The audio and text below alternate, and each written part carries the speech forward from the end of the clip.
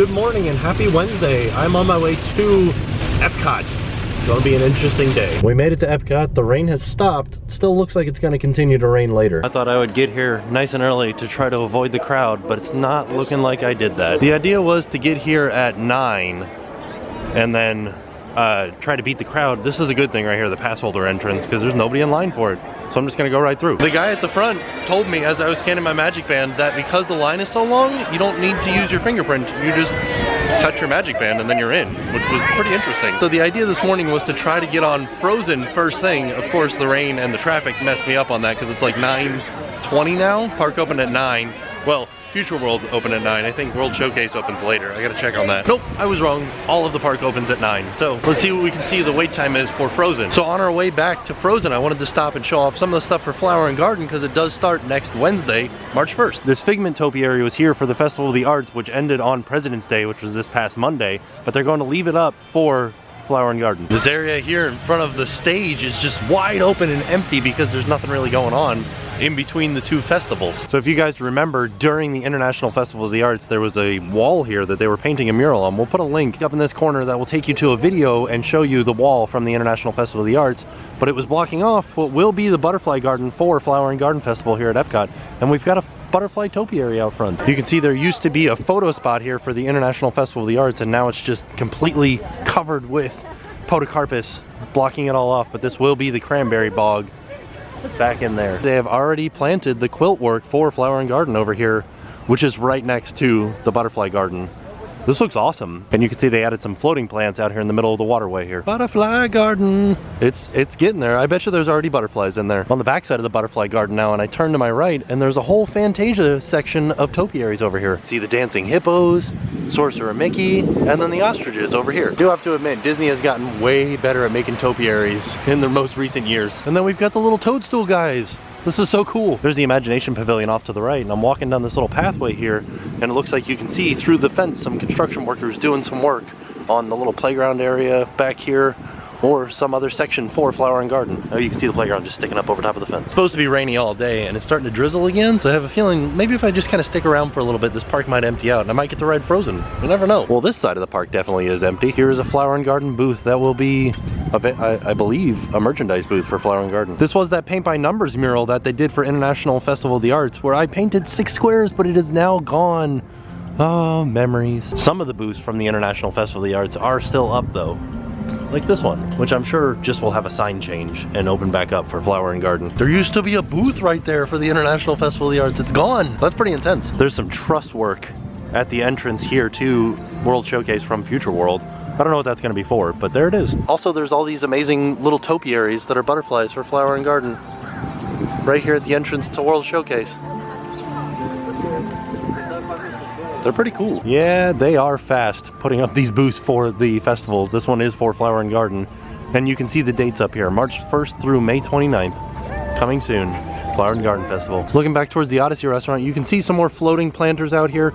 There's another little bit of quilt work down there, and I'll show you guys that on the way out. Another Flower and Garden merchandise booth, and then what looks like a really cool food booth right next to it. Kind of looks like it's been here for a while though. So was this one from the International Festival of the Arts? I think so. I think that's where I got my deconstructed BLT. I kind of feel like everybody that is in this park is in line for the Frozen ride because there's nobody walking around. Still a wall up next to the Mexico Pavilion. We thought this was going to be for the new tequila bar that's going to be out front, but it's kind of a big area.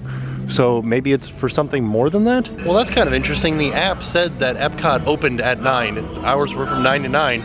But judging from this sign, it says World Showcase opens at 11. So the only thing that's open in World Showcase is Frozen. So that makes sense that everybody is at Frozen. Oh yes, here's the line for the Anna and Elsa meet and greet. Here is the entrance to the Frozen ride, and here is the line as it wraps around all the way over by China and down through the smoking area over here. That is pretty intense. And it's only like 9:45, like 45 minutes after the park is opened. That's a long line. Let me go see what the wait time is. Oh, look at the troll topiary. That's way cool. Just looked at the sign. It says it's a 60-minute wait, which I've seen it longer. So the furthest over I could go into World Showcase this way was over to China. I'm gonna go see how far over I can go to the right if you're coming out of Future World. Like heading towards the UK pavilion. Passing by the Odyssey restaurant, and if you look inside, you can still see some of the Herb Ryman art that was left over from the International Festival of the Arts. Here is the other quilt work planting that I said I would show you guys later. It looks cool. That little bit of quilt work is here, just across from the Odyssey restaurant right there. Which you'll have to forgive us for calling it the Odyssey restaurant. It's not the Odyssey restaurant anymore, it's the Odyssey building. It used to be a restaurant back in the 80s. It was cool, it was awesome. I loved it. It was like, had Mickey and Minnie in like space people outfits. Like, look at this Phineas and Ferb topiary. How good have they gotten at making topiaries? It's real impressive. I feel like they're just using moss though. Is that cheating? Because these are actual plants, and they've always been plants before, but that's just moss. Like, I know moss is a plant. Well, moss is a moss, but like, does it count as a topiary then? So I just noticed something really interesting. I know that they offer like fishing tours here at Disney. I didn't realize that you could go fishing in World Showcase Lagoon. That's awesome. And it looks like they're getting ready to set sail on a pirate's cruise. I didn't think that that happened in World Showcase Lagoon either. Another flower and garden booth. This one looks really cool. It looks like an old English cottage, or like maybe a Canadian cottage. There's Bambi, Thumper, and Flower. Very cool. Let's play a game. How many times do I say very cool in this video? Because I am bad at adjectives. Over there by, is it Italy or something? France maybe? There is like a truck driving through World Showcase. Goodness, this is pretty intense. Do you guys see all of that kind of garbage down there? That's all from the fireworks. Like, you can see a packing wad right there from one of the shell bursts. You'll have to forgive me, that truck was over in Germany. Just before the UK, we've got some Pooh Bear topiaries. But why couldn't you do his balloon? See, this is more like it. Do you see how fuzzy he is? Like an actual plant rather than just moss. There's Rabbit and Tigger too. I just realized it was kind of silly for me to ask how far over it goes this way, because it just goes to the International Gateway. Makes sense, the entrance from the Boardwalk area and Swan and Dolphin, those hotels. There's little old Tinkerbell. And then if we look up on the roof, there's the Pan. I know it's kind of hard to tell, but he is a topiary. In years past, there's been a Hook topiary there too, or a TikTok topiary, but he's not there right now. Maybe they're gonna add him later. You can see all these teacups in the English Garden. That is because during Flower and Garden, they offer a tea tour through this English Garden. Here is the International Gateway, so this is as far over as we can go until 11. You can see all the Epcot staff there getting ready for their day. So the restaurant in France, the Boulangerie, is open, but everything else is closed still. Don't ask me why they're like towing out 2 mouse boats here. I don't know, I've never seen mouse boats in World Showcase Lagoon. Maybe they're towing them to a different location. I don't know where though. Maybe they're gonna do a commercial. And here it is. This is as far over as we can go until 11 at Epcot. And you can kind of see one more Flower and Garden booth. That's the Florida booth. Florida Fresh, I think. There's a cast member just riding around on a Segway. Because Beauty and the Beast, the movie, is coming out. We've got some topiaries of Lumiere and Cogsworth, as well as Belle and the Beast. Now, does the Beast have a name? Like, is his name just the Beast? Or is it like Steve the Beast? But also, this topiary of Belle was like the one that they showed off to the media as their flagship topiary. Might be the one that they were the most proud of. It's pretty nice. So because Epcot is kind of known for eating, somebody actually stopped me in the park today and was like, hey, where should we eat breakfast? And I was like, you know, I don't really know. So I'm gonna kind of like maybe grab some breakfast. I know that there's some places in Future World available. I know that the Boulangerie over here in France is, but I'm gonna head into the Boardwalk and see what's available for breakfast. Also, it started raining again. It's kind of intense looking across the waterway at the lack of people over here by the Mexico Pavilion, and then you just see this huge mass of people over here in Norway. So I'm leaving through the International Gateway, which was that little entrance that I showed you just before you get to the bridge for France, and I'm heading into the Boardwalk. I'm gonna look on the app and see what's available as far as like breakfasty foods, eggs, bacon, stuff like that. This little area of the Boardwalk's fairly unique because you can see the waterway right there. You can see the walkway that I'm on, but if you look, you can see a clearing through the trees. That's a roadway that goes underneath both the waterway and this walkway. You can kind of hear the cars over there. After looking at the app, it looks like we've got 2 options on the actual Boardwalk, the Boardwalk Bakery or Trattoria al Forno. I don't know, maybe we'll try the Boardwalk Bakery. I gotta look at the hotels too. I don't know if those are included in the Boardwalk area. Because as you can see, there is a lot of space over there, and I'm sure there's a breakfast restaurant in one of those. Over in Beach Club and Yacht Club, there's the Cape May Cafe and the Captain's Grill, but they look kind of expensive, so I'm kind of keeping this one on the cheap.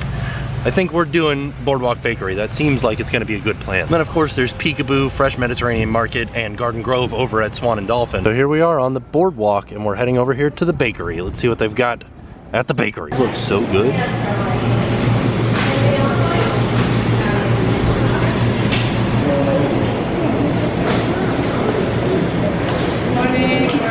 Nice salad. Ooh, this one was hiding up top over here. Same with this one. Here's what they have for breakfast. That's what I want with the bounty platter. And here's all the other stuff that they have. Lots of muffins and bagels and stuff like that. Look at these sticky buns. So there's my bounty platter, which was $8.51 after my annual pass holder discount. Looks pretty okay. Kind of not worth $8.51, but it doesn't look too bad. I accidentally dropped a potato and now I have like a ton of friends around here. Like hanging out. Birds everywhere. Birds everywhere. This is the first time I've ever had a whole grain croissant. It's very strange because they're like, let's take the most unhealthy pastry we can get and put whole grains in it. They're watching me. I feel like they're gonna swoop in at any second now. I feel like the friendships are racing today to see who can get back and forth the fastest. Ooh, the pirate cruise is out looking for their treasure, and I think it's attached to the pole right there. You guys see that bag with the... Listen, I'm trying to talk. You guys see that bag with the skull and crossbones on it? I think that's what they have to find. Oh, they're taking it away, so we may never know what was in that bag. Does it make me a Disney princess if they sit on the seat next to me and not actually like sit on me? I'm gonna go with it. I'm a Disney princess. So all in all, breakfast from the Boardwalk Bakery, it was okay. It was quick service, about the same as quick service is anywhere across the resort. So it was cheaper here than it would have been if we had gone to Peekaboo's over there at Swan and Dolphin. So the eggs were really bad. The rest of it was okay. That little like whole grain croissant was actually kind of good. The bacon had potential. It was like crispy, but I don't know, it didn't have the same flavor as bacon that I would get at the store. I don't know why. It's just bacon, but I don't know. I would maybe eat here again. Just maybe. Be warned though, the birds will come and sit with you and possibly try to take your food. So it's 10:44 now. The Rest of World Showcase opens in 15 minutes. I'm gonna head back in and see if the opening of the Rest of World Showcase affects the line for Frozen Ever After. Maybe it will, maybe it won't. I'm also gonna go around the Rest of World Showcase and see if we can see any more topiaries. So funny to smell smellitzers. Smellitzers are the little machines that pump out different smells around the parks. There's one here just outside of the bakery that smells like cinnamon because it's a bakery. They do that on Main Street too. It's the same smell. It's very strange, like, because it doesn't smell over here. It smelled back there by Ample Hills and by the bakery. Fun fact, on the walk over here from Boardwalk, there were no Generation 2s. As soon as I stepped inside of the park, Generation 2 Pokemon everywhere. As I'm coming out of the UK pavilion, I noticed this little merchandise cart over here that has some St. Patrick's Day merchandise on it. So that was it, just 2 shirts over there at that little merchandise pavilion, but they said once it gets closer to St. Patrick's Day, they'll have more in the UK gift shop. I wonder how this will affect the wait time for Frozen. It just started raining kind of hard. Well, I can tell you the line's not out to China anymore, which is a good sign. Let's go see what the wait time says. There still is a line up there, but it doesn't go all the way out to China, and it only says that it's a 50-minute wait now. So 10 minutes less than it was when it was all the way out to China. What? There's a couple of cute little panda topiaries out here in front of China. I like that they're eating bamboo and everything. There's a dragon topiary here in China. It's cool looking. Heading into the Rest of World Showcase, this place is pretty dead. I'm thinking because of like many factors, rain, weekday, early morning, like Epcot is dead right. Look at that, look behind me. There's nobody there. I never noticed this speaker here in the Africa section. I like how themed it is. It looks awesome. It looks cool. Pretty used to this because I was born and raised here, but I can see this weather being real annoying to somebody that's on vacation here because it's like, it's raining, it's not raining, it's raining, it's not raining. Here's the 7 dwarves. Look at his hand. What, is he supposed to be holding something else? And then Doc there. Then we come around to Snow White. She's so realistic that my camera actually picked up her face for facial recognition. I was just having a look and see if there was anything new at the train set, and I didn't realize that this was a thing.